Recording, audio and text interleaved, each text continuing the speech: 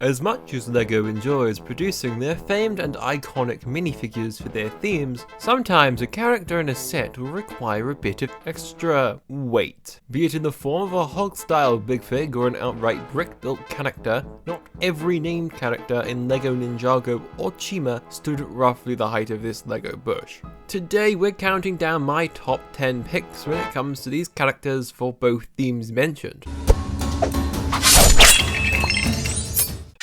Number 10! General Machia is a bizarre character, truthfully. She really should not be anywhere close to this list, as the only time she shows up as a distinct character in the show, she appears as quite the normal-sized person. For some reason, however, in 2017 Samurai VXL, she comes equipped with this massive leg replacement build that never shows up in any canon material. I had to put her here because, really, what is this even? It feels like a cheap attempt to inflate the piece count, but maybe there was some drop content we just don't know about. The only thing I can really say for this is that maybe if you use it as an extra what if Vermilion hive mass build thing, then you can get some use out of it, like Buffmillion. Number 9! Speaking of Buffmillion, he, it, they rank on this list right a space higher than Machia. Really, if Machia had actually been that way in the show, or had Buffmillion's design in some regards, then she might top this list entirely. The Vermilion had a super cool hive mind, more is better kind of shtick going on, and I don't think it was used effectively by the Time Twins. Realistically, if all of the Vermilion combined, they could likely have created a massive character that would have been, for sure, something to marvel at. Buffmillion is barely a character though, so I just couldn't really justify placing him higher. This is probably pushing it as it is. He came in the Dragon's Forge, which was a pretty popular set in 2017. Number 8! He's a torso without normal minifigure legs. He's a hunter who doesn't care about what anyone else says. It's Daddy No Legs. Daddy No Legs came in the Stormbringer Lightning Dragon, which I think was a pretty good inclusion. The whole name is a play on the concept of craneflies, sometimes called Daddy Longlegs, but this dragon hunter not only lost his original pair, but he replaced them with 4 mechanical spider-like ones. I do wonder if they actually have craneflies in the first realm though. It seems like a bit of a harsh environment for things quite that fragile to exist in. But who knows, maybe out there's a whole culture of elemental power-wielding Daddy Longlegs. Number 7! Like maybe on number 7 listing Scutta from the Scorpion tribe of Chima, or rather, the Outlands. Featuring in Levitus's twin blade, Scutta is one of 3 Scorpion figures we received. I really like the Outland tribes with how unique and varied each of the figures are, and Scutta represents that fact completely. With 6 legs and 2 arms, this arachnid antagonist is not one to be messed around with. While he's shown to be an aberration amongst his fellows in the show, given his relatively low price point set entry here, I imagine there are many of those who got him would have found themselves enamored by the idea of a whole army of Scutta-style scorpions charging towards the tribes of Chima. What a picture.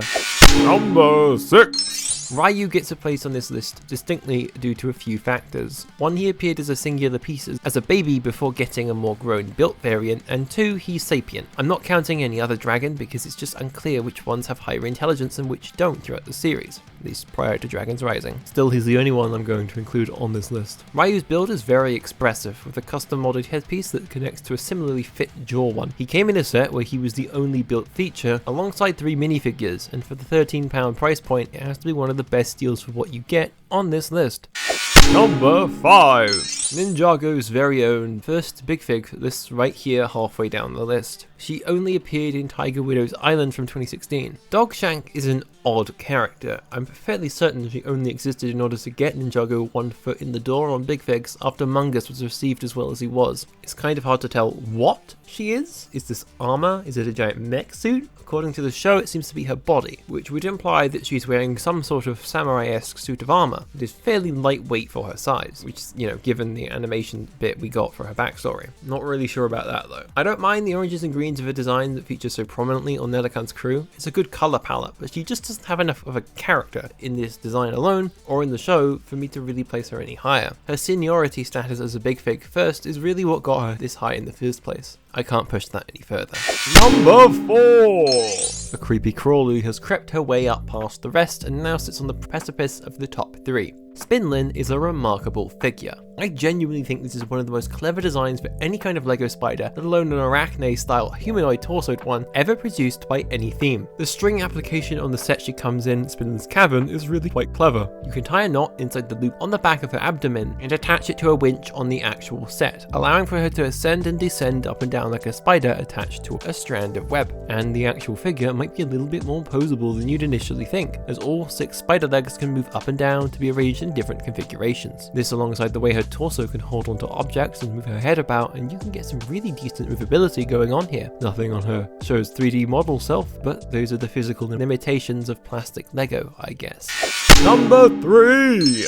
Mungus is a big man. This guy is what spawned it all, honestly. As the first non-licensable big fig ever produced by Lego, Mungus made quite the splash back in 2014. He came in Laval's Fire Lion, and honestly, he was probably the major draw. I don't dislike the set, but Mungus himself carries so much of that £40 price tag that I can't quite overstate it. Mungus is a mammoth of a figure, and just an actual mammoth, with those big rubber tusks and that large icy spiked club. He has fur around his neck keeping him warm, and his ribs are exposed on his chest, alongside some other bone detailing. On his belt, you can place 3 studs worth of bricks, which could lead to some rather interesting designs. He normally just has 3 blue flat studs, which represent Chi, meaning he's rolling around with 3 whole orbs inserted. Dang. Overall, fun character with a great design. Super solid.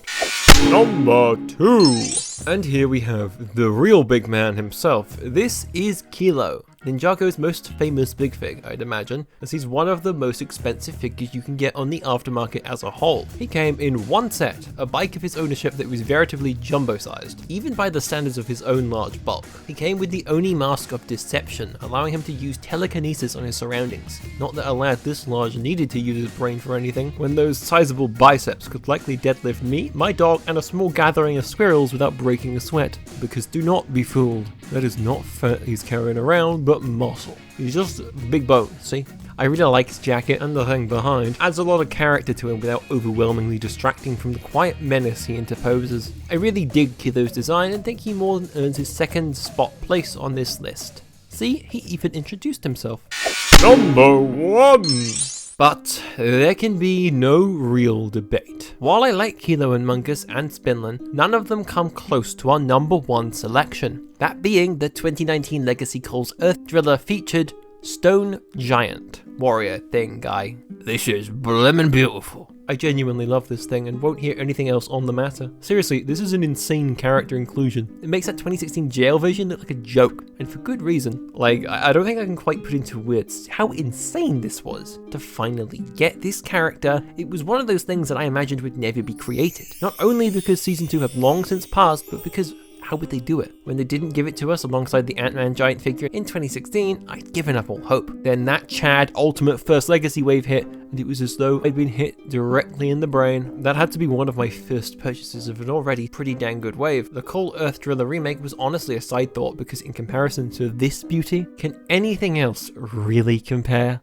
And that's all. The criteria for this list, as you can likely tell, was pretty broad. I was accepting a lot of things from a range of different groups of Ninjago related content, including Chima, which is canonically a part of the Ninjago realms. The only real rule I had here is that they had to be at least tangentially sapient, which Buffmillion is by association, and around below the size of the Overlord's golden wheelchair. That one might have fit on this list though, to be fair. I decided not to count it, as the Overlord is a weirdo and his equal claim to that, and his centaur form as his original. Make sure to leave a comment below rating the selection here, and if you think I missed one or misplaced one on this list, do be sure to tell me why. Drop a like if you enjoyed the video, and I'll see you on the next one.